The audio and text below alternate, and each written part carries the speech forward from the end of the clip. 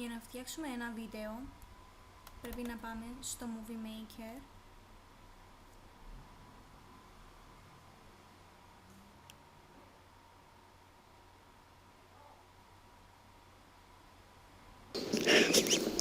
Αλλά προ Captain Big Hero. Αυτό είναι πάρα πολύ ωραίο intro. Αλλά προ Captain Big Hero. Αυτό είναι πάρα πολύ ωραίο intro. Αλλά πρέπει να πληρώσεις. Αυτό το καλύτερο για μένα. Ωραία, εδώ πέρα π.χ. διαλέγουμε lines. Αλλά πρέπει να πληρώσεις. Αυτό είναι εγώ. Ωραία, εδώ πέρα π.χ. διαλέγουμε download. Αυτό είναι το καλύτερο για τέτοιο για μένα.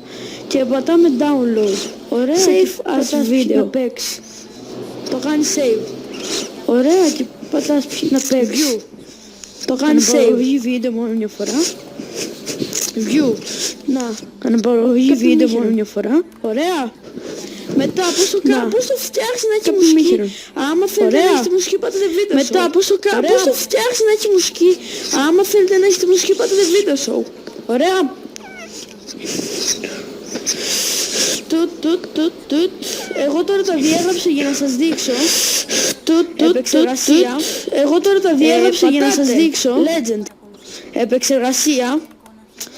Πατάτε. Legend. Θα το προσθέσω.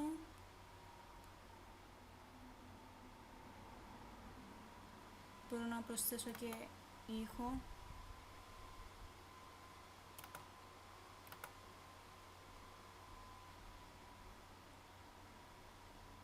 Μπορώ να προσθέσω και τίτλο για το δικό μου βίντεο.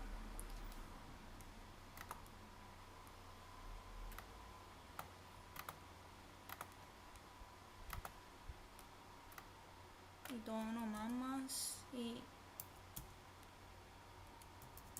ο δικός μου ταχυδρόμος.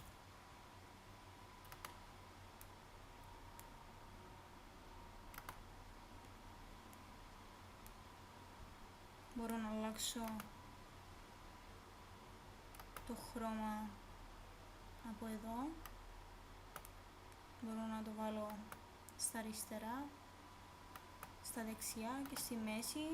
Το κάνω πιο μεγάλα τα γράμματα, πιο μικρά, bold, πιο έντονα, πιο πλάγια.